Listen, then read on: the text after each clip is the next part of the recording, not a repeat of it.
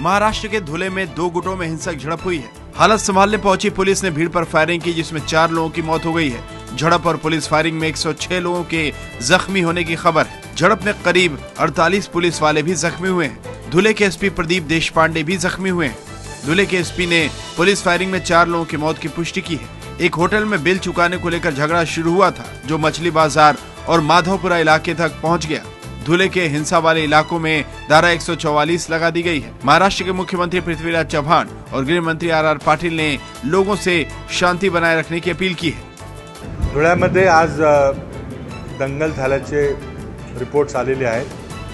त्या ठिकाणी गोळीबार करावा लागला अशीही माहिती आहे। आत्ता परिस्थिती आटोक्यात आहे, तिथं शांतता आहे असं मला पोलीस सूत्राकडून सांगण्यात आलेलं आहे।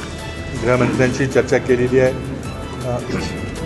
पोलीस प्रमुखांची चर्चा केलेली आहे, तिथल्या स्थानिक लोकांशी चर्चा केलेली आहे आणि परिस्थिती आता आटोक्यात आहे। तिथं रॅपिड ॲक्शन फोर्सच्या 2 कंपन्या आणि SRPच्या कंपन्या त्या ठिकाणी गेलेल्या आहेत आणि त्यांनी तिथं आत्ता परिस्थिती शांततेची आहे। परंतु मी या ठिकाणी सर्व धुळ्याच्या नागरिकांना आवाहन करतो की शांततेची परिस्थिती टिकून ठेवावी